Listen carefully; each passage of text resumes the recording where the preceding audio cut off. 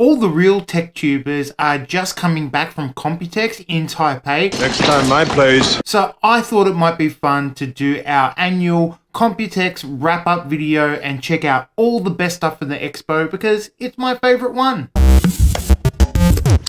Hey, what's cracking, everybody? Alright, let's get stuck into it. COMPUTEX 2025 is done and dusted, and I didn't get to go, so I got a little bit of FOMO, and I want to go through some of the cool stuff that they had at the expo. So let's get straight into it. I'll try to make this one like an actual proper YouTube video, so I'll throw in segments and everything like that. So let's kick off with the cases. The Lee LAN-cooled 217 Infinity is my absolute favorite thing from COMPUTEX 2025.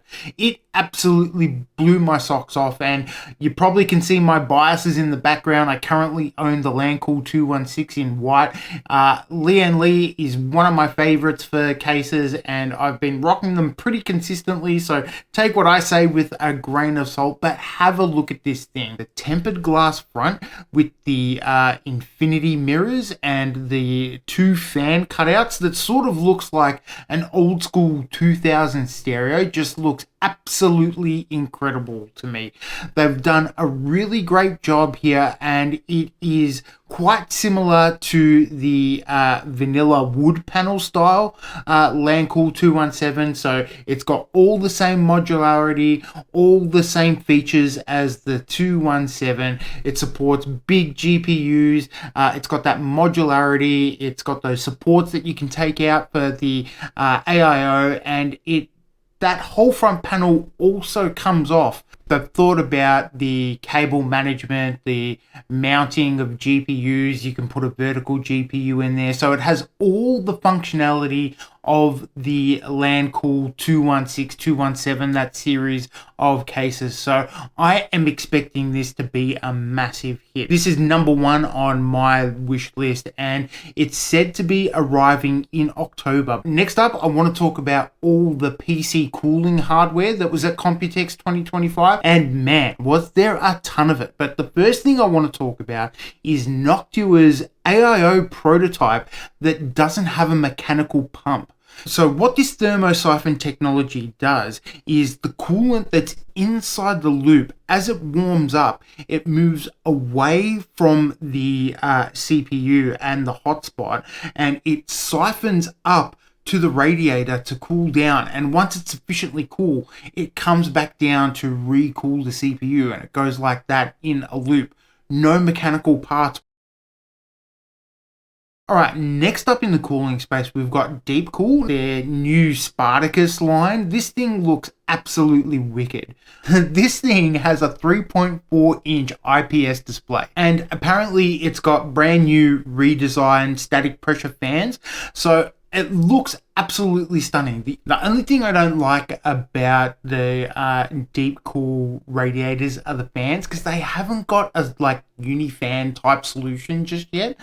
So I'm looking forward to them showing off some of that. And this is the 5th or 6th generation of Deepcool's patented reliable pump, and I think it runs at about 3600 RPM. So reliable, and it's getting up there in RPM. So interested to see how these ones play out. Alright, and last but not least, we've got Thermalright. The Wonder Vision series is the new line that comes from their existing Vision line of AIOs. These are the newest in the series, and they have some massive LCD that you could watch a movie on these things. They're absolutely unreal.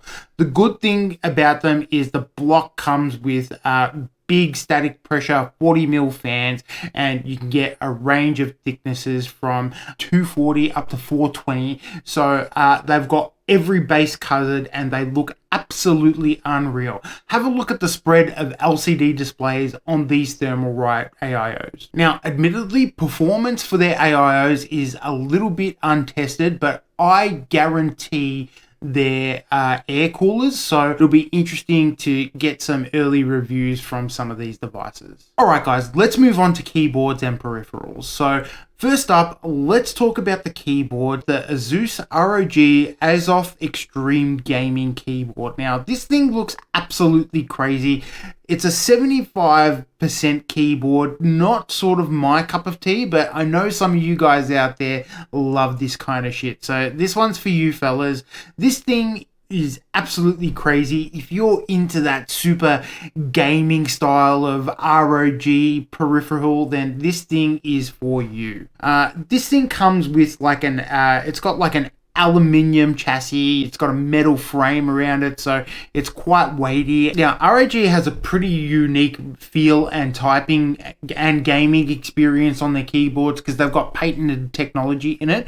And with that comes 8,000 hertz report rate with the ROG polling rate booster. Now, this thing is also fully customizable, but you are limited to ROG switches because of that pattern and everything. But it's got like a little 1.4-inch OLED screen. It's got a little knob on the end, and it's fully gamer. So if that's your cup of tea, not my thing, but it does look pretty cool. I know this is going to be a popular one. Next up is the Wooting 60HEV2.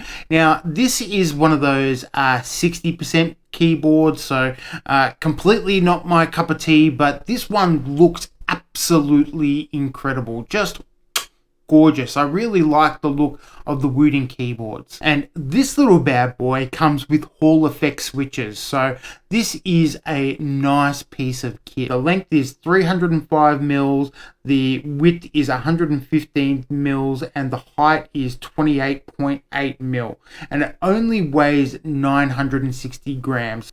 The 60HEV2 is set to be released at the end of the year, so hopefully it's here for Christmas time. Alright, and I just wanted to mention one more peripheral because this is something that I'm really into and something that I probably want and need for the channel. YouTuber DeBauer has come up with the Bench table, and this thing is absolutely crazy. It is a test bench, which is something that I've wanted and needed for the channel. Now, Computer Games Hardware is never going to be one of those like benchmark channels or anything like that, but I do like to test and play around with my hardware, and I also do repairs and things like that. So this is a piece of kit that has been on my wish list for ages. Now this one's kind of cool because it's a test bench, but it doubles up as an extra PCB for your motherboard. You install your motherboard on the standoffs and then you connect it to the baseboard or the PCB underneath, and it's got all your connectivity. So this thing can control all your SATA devices, all your USB devices.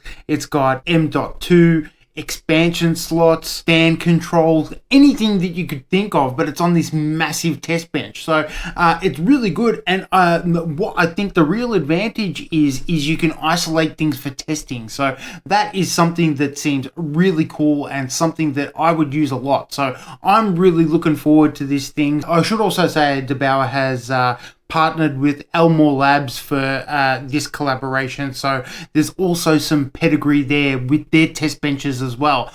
They were the ones that I've been eyeing off, and you know, DeBauer's name just puts the icing on the cake like it does with the O11 Dynamic and all that sort of stuff. So I'm really looking forward to this one. What are you guys looking forward to? Let me know in the comments down below. What have you seen so far that you're excited about? Is there anything on your list that's not on my list? Sound off in the comments down below. Alright guys, and just to round it off, I just want to touch on some of the storage options that were available. We talked about this in our other video, all the cool stuff that's coming out in 2025. So I just wanted to touch on some of the storage drives that are now available. The Crucial T710 NVMe SSD is an absolute monster. I think it's actually one of the fastest drives available on the market. So you can get read speeds out of this thing up to 14.5 gigabits per second and 13.8 gigabits per second for sequential write speeds.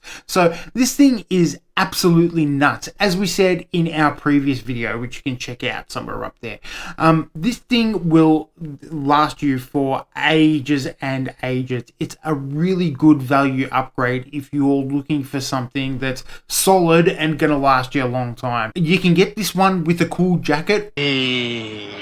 or without. So you can get it with or without the heatsink. And as we mentioned in that previous video as well, you don't actually need them. So if you're looking to save some money and you want to use your motherboard heatsinks, that's a really viable option these days. Now, another option for you might be the Sabrent Rocket 5 NVMe SSD, another blazing fast drive with up to 14 gigabits read speeds and up to 12 gigabits sequential write speeds. Now, the TBW on these things, which stands for total bytes written, on all these Gen 5 SSDs are actually pretty good. So anything with a TBW of 1500 to 2500 is what you're looking for. So that means the life cycle of them are pretty long. So all of these drives are somewhere within that range, so you haven't got much to worry about your drive save, and they've got some features that warn you if the drives are failing these days. Obviously, there's plenty of other stuff to come out of COMPUTEX, all the AMD keynotes, the NVIDIA keynotes, the new GPUs.